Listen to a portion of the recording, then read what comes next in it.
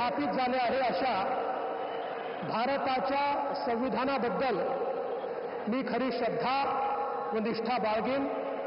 मी भारताची सार्वभौमता व एकात्मता उन्नत राखीन। मी महाराष्ट्र राज्याचा मुख्यमंत्री म्हणून माझी कामे निष्ठापूर्वक व सत्सद विवेक बुद्धीने पार पाडेन आणि संविधान व कायदा यानुसार सर्व तऱ्हेच्या लोकांना मी निर्भयपणे व निपक्षपातीपणे तसेच कोणाच्याही विषयी ममत्व भाव किंवा आकस न बाळगता न्याय वागणूक देईन।